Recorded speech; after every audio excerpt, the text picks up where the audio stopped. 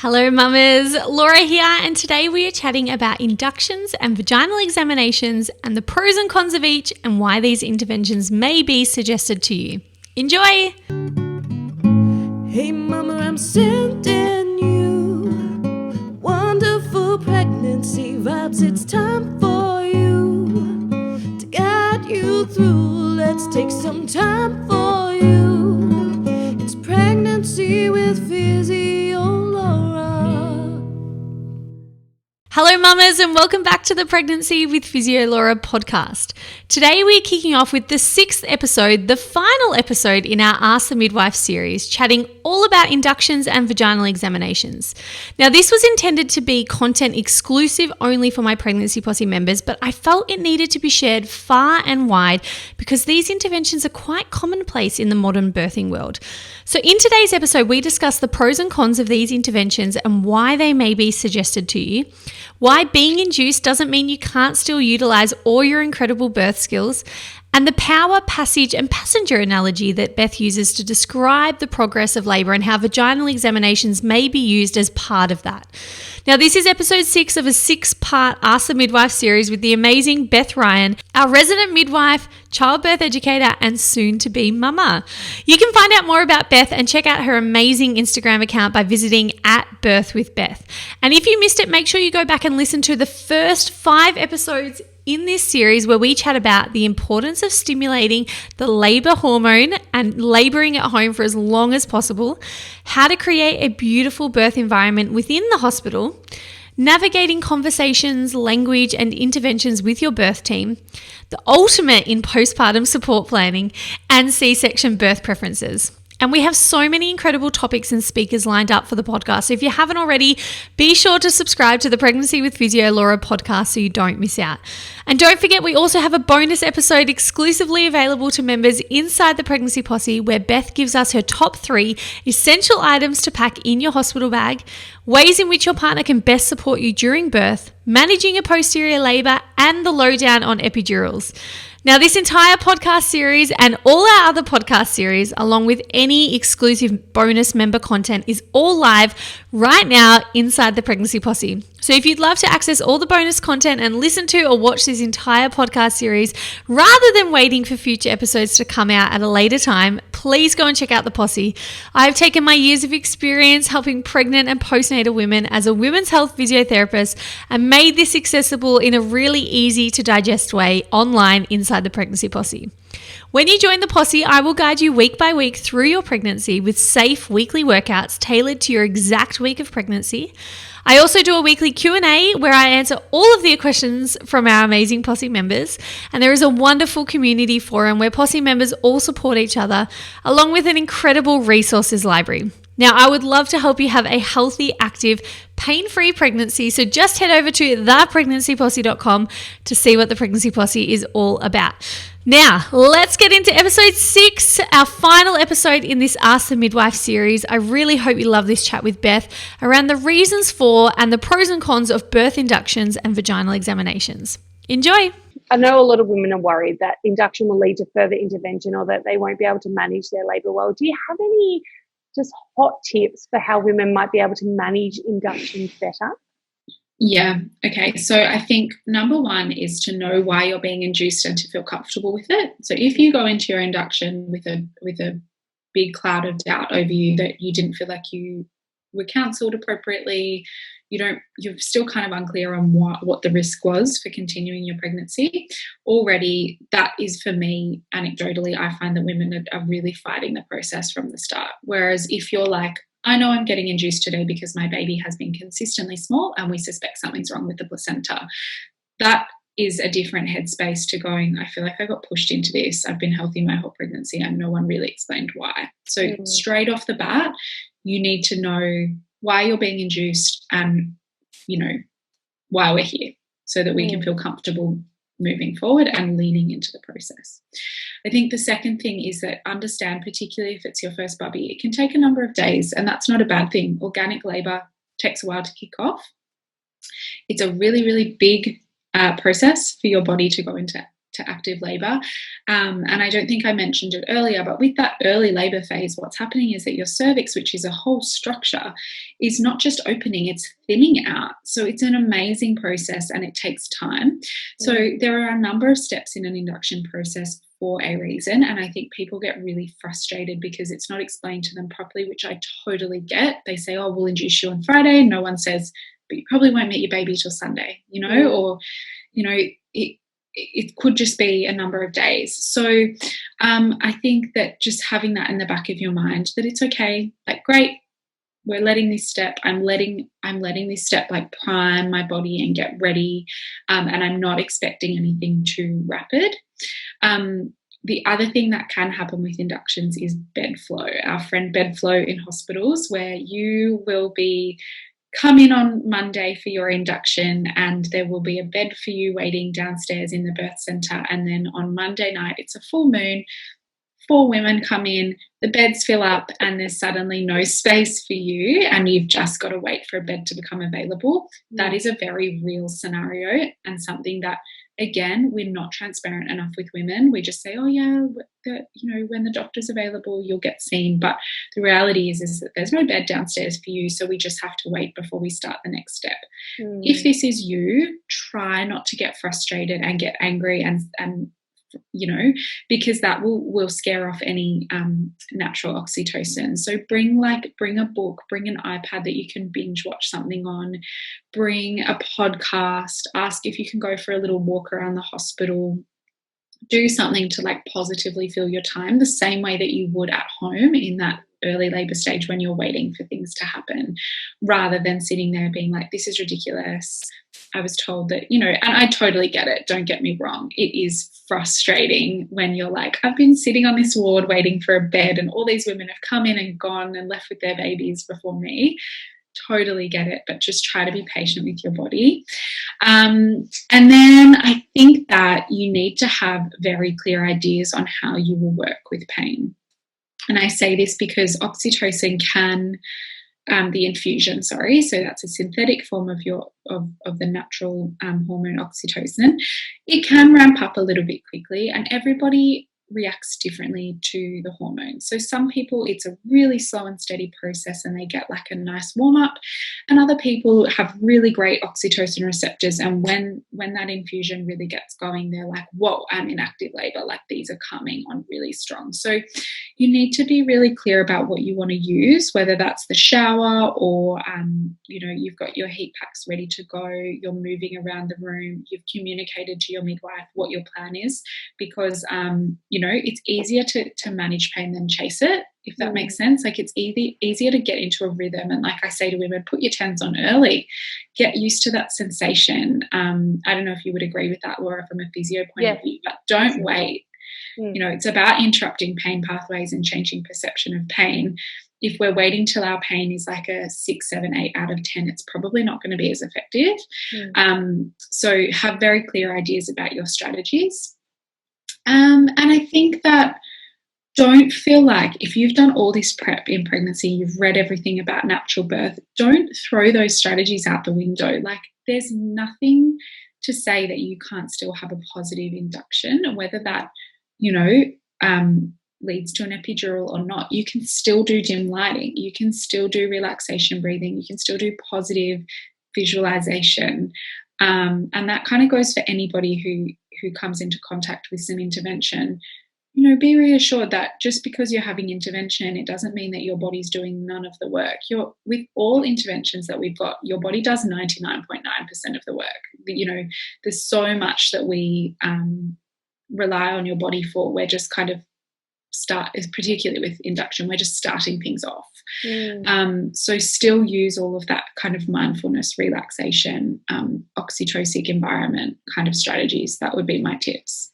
And would you give that same advice with the monitoring of being induced? So I understand that maybe you might need a little bit more monitoring with that, which can maybe be uncomfortable for women who want to be upright and moving.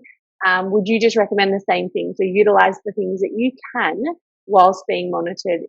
You may not be able to be upright and active birthing like you were, but use your mindfulness and your breathing and all of that. Yeah. Yeah, I would say if monitoring is inhibiting your ability to be upright and active, then talk to your care provider and say, like, I am struggling because I can't stay upright and active. What are my options?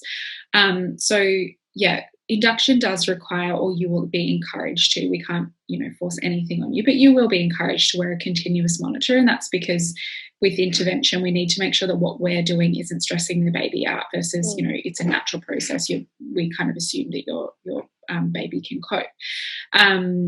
But I think that, it shouldn't, most monitors, are wireless. So it should not change your ability to get into the shower, walk around the room, use footballs and that sort of thing. Where we run into issues with monitoring is often with loss of contact. So for anyone who's listening and hasn't worn one of these monitors before, it basically is a small disc that's strapped to your tummy using like some elastic. And the idea is that it traces the baby's heart rate from the outside and it spits out this little graph called a CTG.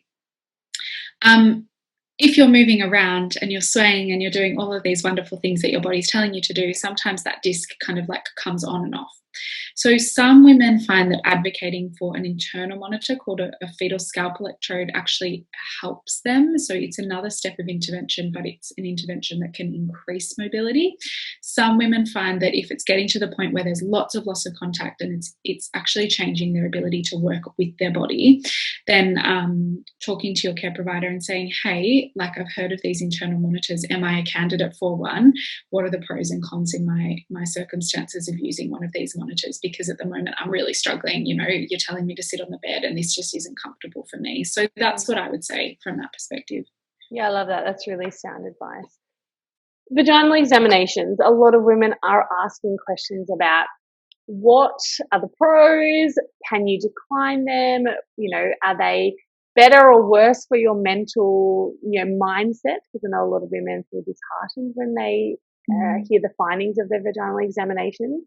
What would you be looking for when you're doing a vaginal examination on a labouring woman? So the primary reason that people do vaginal examinations is that we are trying to identify whether you're progressing in labour. And the reason being is that a labour that's progressing is generally a labour that is going well. So it indicates to us that the mechanics of labour and what your baby's meant to be doing, what your body's meant to be doing, everything's working. And if after a number of hours we're not seeing any significant progress, so maybe you're stuck at 3 centimeters and despite having really, really strong contractions, nothing is changing, you do have to be a bit suspicious as to why. And that does not mean that you automatically have to go, right, well, we need to go for a Caesar, or right, we've got to call it quits. There's kind of 3 things that we can tweak, I guess. So the power, the passage, and the passenger are really good ways of thinking about the mechanics of labour. So we've got the power, which is your contractions. We've got the passage, which is your pelvis, your pelvic floor, your vaginal canal. And then we've got the passenger, so that's baby and their position. And so say if you, Laura, I was looking after you and you came in, I did a VE and I was like, Laura, you're 4 centimeters. And then you were like, great, I'm going to jump in the shower and in another 4 hours, I'm going to check your cervix again. And we checked and I was like, okay, like you're still 4 centimeters. If we looked at what's been happening for the last 4 hours, we could probably identify, if I was your midwife the whole time, I could say, well, Laura, I've been watching you and I've noticed that your contractions have actually spaced out heaps. Like they're actually not, they've not been really rhythmic. And so without those strong power, I'm not expecting your cervix to change. Or we might actually go, you've been contracting really, really well and your baby feels like you're in a good position. So that's, power tick and passenger tick. But, this position of lying flat on your back on the bed is probably not doing great things for your pelvis to open up. So there's lots that we can do to tweak what's happening and promote progress. And vaginal examinations are just one tool that we can use to identify what is happening with your progress and potentially find a solution. It's hard. I think it all comes back to that language thing. And if someone says, well, you're still 4 centimeters, Laura, and, we really do need to get things moving straight away. That is the disheartening bit. It's not actually the findings of your examination, really, is it? It's about how you've been made to feel. Yeah. So I usually say exactly what I just said. Like, look, so your cervix hasn't changed. This is what I think we should do. What are your thoughts? How are you feeling? And the only real reason that we need to rush in that case, so say if your cervix was unchanged over a number of hours, if your baby's heart rate is still really reassuring, and there's a whole bunch of that, we could talk for hours on that, but there's basically a whole bunch of indicators that tell us whether your baby's heart rate is reassuring. It's not just about whether there's a heartbeat or there's not. We train quite extensively to learn how to interpret fetal heart rate patterns. If your fetal heart rate pattern is really reassuring, then it means that we've got time to play around with those pillars of the mechanics of labour and say, well, do we want to try an hour in a different position? Do we want to maybe turn all the lights out and do nipple stimulation, because we know that can pick your contractions up? So we can kind of play around. Where we do get stuck is that if we flip that scenario and I'm doing an examination to check progress because I'm worried about the baby's heart rate, and your cervix still hasn't changed, then we need to be a little bit more, it's a time sensitive matter, and we have to make the decision of, well, do we have time to play around with these things and give it a go, or do we need to make a decision about how much more reserve your baby has, and therefore, and that is the science and art of obstetric and midwifery care, that it's a constant sliding scale and it's never a clear path. And I guess this is, again, I'm sorry for my long-winded answers about vaginal examinations, but the point is that we're looking for a lot of things, and it's not just about the number that you're dilated, it's about the huge clinical picture. And you can absolutely decline them if you don't want them, or you can say, I don't want to be told the result, I'd rather you just make a recommendation based on your findings. So that's another way to play it. But it's so personal. Some women find it really empowering to have that information and use it as a decision-making tool. Others find that it's just something that's going to throw them off and they're in their groove and they just want to keep going. And so whatever you feel is right for you is okay. Yeah, no, I think that wasn't long-winded at all. That was a really good understanding for women to understand what the purpose of them is and how they can use those findings for the greater good, really. It's so that they can help, like you said, the whole clinical picture, which I think, is fantastic. Hey mamas, Laura here. I hope you love that chat with Beth and that's really helped you understand inductions and vaginal examinations a little better. I find a lot of people sit in two camps on these interventions. So either they have little understanding of them and therefore agree to them, even if not medically necessary, or they are staunchly against them or even worse, scared of them. And I think Beth really helps to break down the clinical reasoning behind these interventions so as to reduce fear, but also balances it out with a healthy dose of asking the right questions and making sure you feel comfortable with exactly what you are saying yes and no to. So if you'd like to learn more from Beth, you can find her on Instagram at birthwithbeth.